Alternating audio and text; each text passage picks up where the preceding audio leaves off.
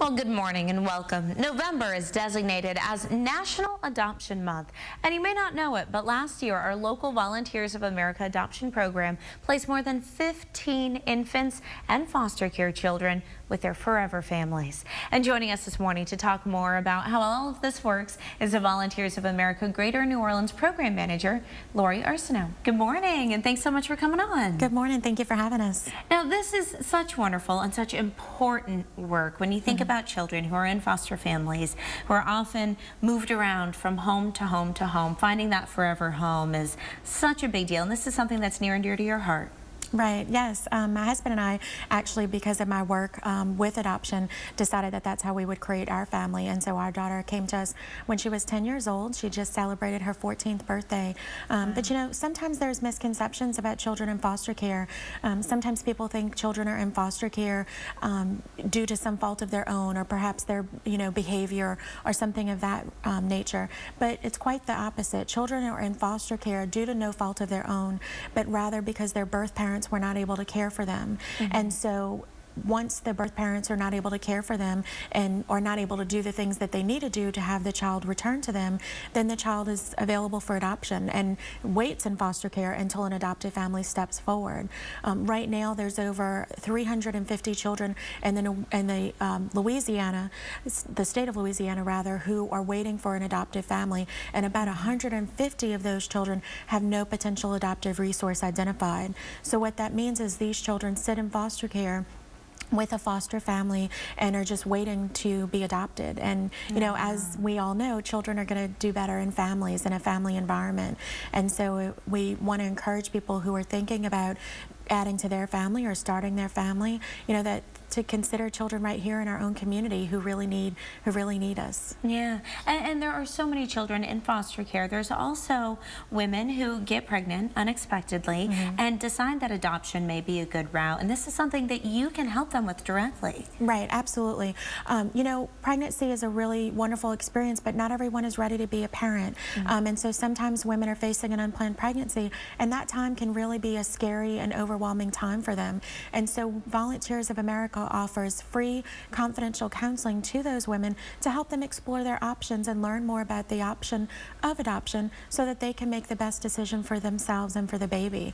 How can someone truly make an informed decision about their pregnancy if they don't realize that they do have options? And if they aren't in a place in their life where they feel they can meet all the child's needs, then they can decide on adoption. But through openness in adoption, women have the ability to be able to maintain a relationship with that child. So adoption doesn't have to be a forever goodbye. They have the ability to maintain a lifelong relationship with that child and be able to know how the child is doing and that the child is well and cared for.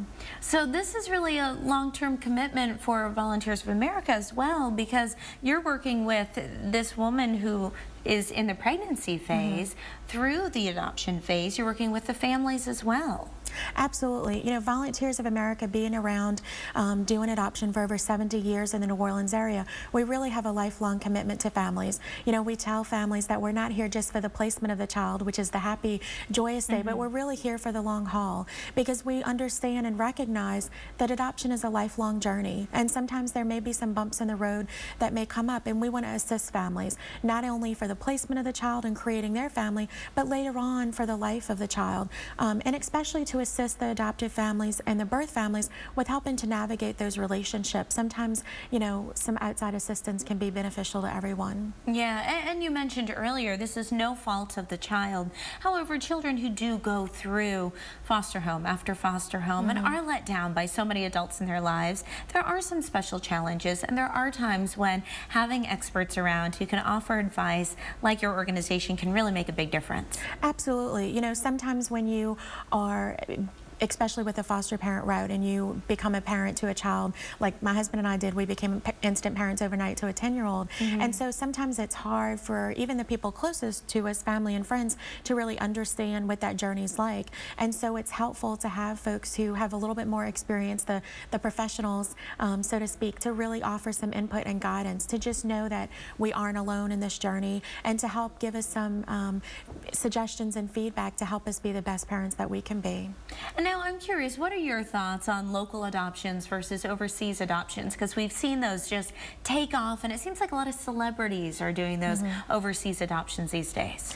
You know, I think every family certainly has to find their own path through adoption, and sometimes people are called to international adoption for whatever reason.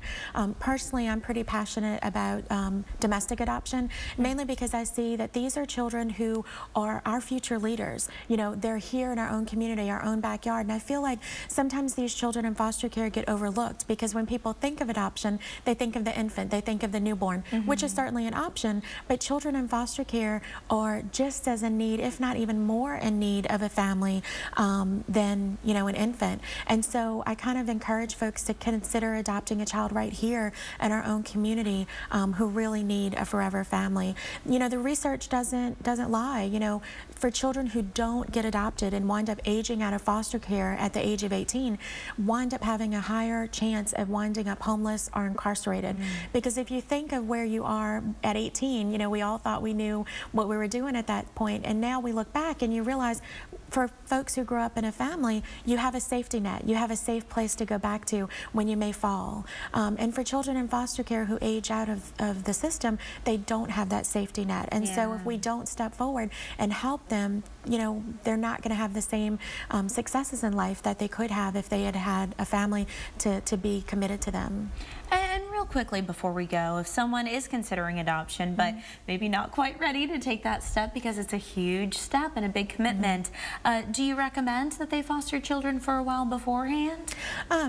You know, sometimes folks want to do that to kind of, you know, test the water, so to speak, and to see if this is something they're really cut out for. What I encourage people to do is to just get more information, call us, talk to us. You know, sometimes people have questions and fears that are not necessarily reality. And so we encourage them to kind of get all the information they need so they can make the best decision for their family. Okay. Lori, thank you so much for coming on. Oh, thank you. And good luck with everything you guys do. It's a great organization. Thank you so much. And again, if you do want some more information regarding National Adoption Month and the Volunteers of America Greater New Orleans Adoption Program, you can find it on our website, WGNO.com/the411.